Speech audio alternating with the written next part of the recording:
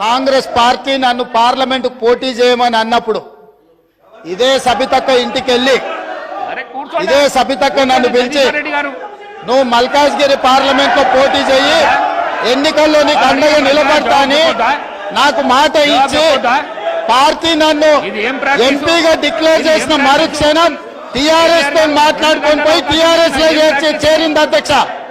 తమ్ముడుగా నన్ను పిలిచి మల్కాజ్గిరి పార్లమెంట్ లో ఎన్నికల్లో పోటీ చేయమని నన్ను ప్రోత్సహించి పార్టీ నన్ను ఎన్నికల్లో అభ్యర్థిగా నిర్ణయించిన తర్వాత కేసీఆర్ మాటలకు అధికారం కోసం కాంగ్రెస్ ను వదిలి టీఆర్ఎస్ పార్టీలో చేరి మంత్రి పదవి పొంది తమ్ముని మోసం చేసింది కాబట్టి ఈ రోజు నమ్మొద్దు అని కేటీఆర్ కి చెప్పిన అధ్యక్ష.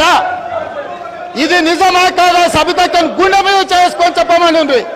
నన్ను మల్కాజ్గిరిలో పోటీ చేయి కాంగ్రెస్ నుంచి, నీ ఎన్నికల్లో నేను గెలిపించే బాధ్యత తీసుకుంటా నాకు చెప్పి నేను ఎన్నికల్లో నిలబడడం డిక్లేర్ అయిన తర్వాత కాంగ్రెస్ ను వదిలేసి టీఆర్ఎస్ లో చేరి మంత్రి పదవి పొంది ఈ రోజు వచ్చి మాకు నీతులు చెప్తే మేమేమన్నా అమాయకులమా అధ్యక్ష? కాబట్టి ఇవన్నీ చర్చలు. ఈ రోజు నేను ఏ మాత్రం కూడా వాళ్ళ పేరు తీసుకోకపోయినా మీరు వారికి అవకాశం ఇచ్చిండ్రు.